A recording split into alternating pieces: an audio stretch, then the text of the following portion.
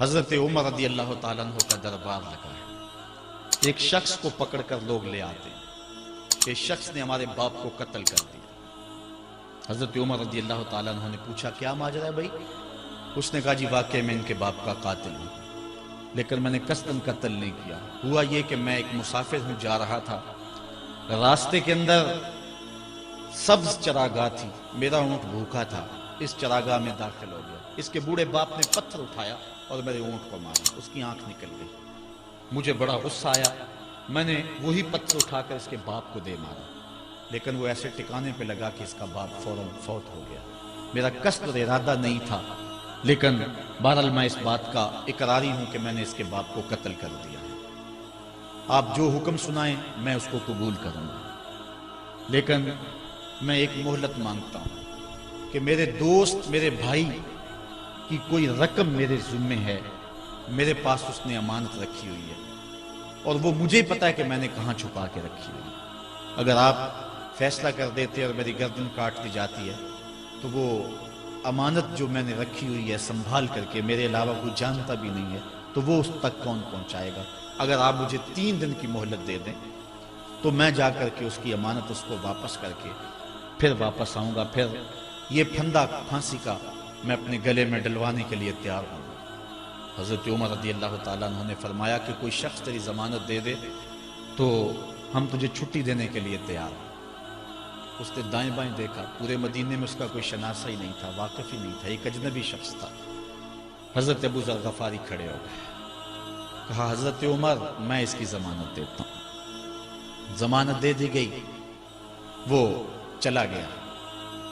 تیسرے دن وعدے کا جو وقت تھا، لوگ جمع ہو گئے، دربار لگ گئے، ابھی تک آنے والا نہیں آیا۔ لوگوں نے کہا ابو ذر تو نے غلطی کی ہے، ایک اجنبی کی ضمانت دی اور ابھی تک وہ نہیں آیا، اور میاں صاحب فرماتے ہیں ایک بار جو پھائیں اڑ جاندے اور پھر کدی نہ پھنستے نے۔ ظاہر ہے وہ چلا گیا، واپس تو نہیں پلٹ کے آئے گا، اسے پتا ہے کہ آگے سیدھی سیدھی میری موت ہے، تو تم نے یہ کیا غلطی کی؟ خیر آپ نے فرمایا کہ اگر وہ نہ آیا تو یہ پھانسی کا پھندا میرے گلے میں ڈال لینا، لیکن بہرحال میں نے اس کی ضمانت دی۔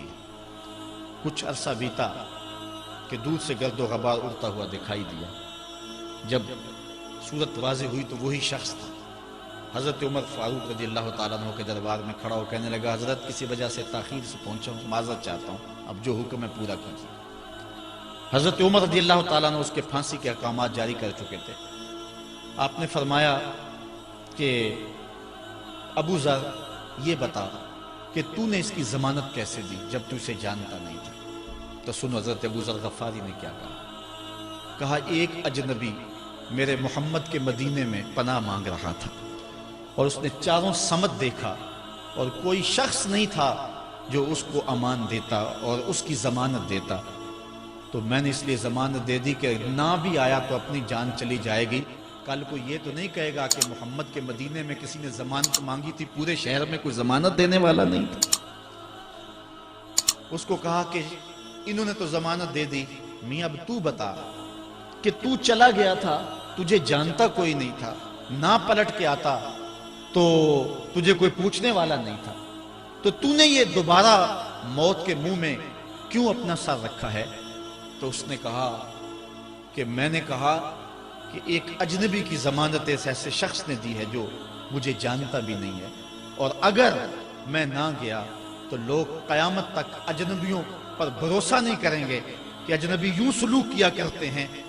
تو حضرت عمر رضی اللہ تعالیٰ عنہ اس کے پھانسی کے احکام جاری کیے، تو جن کے باپ کو قتل کیا تھا وہ بیٹے کھڑے ہو گئے، کہنے لگے تاریخ کی کالک ہم اپنے منہ پہ ملیں گے، ہم بھی اپنے باپ کے قاتل کو معاف کریں۔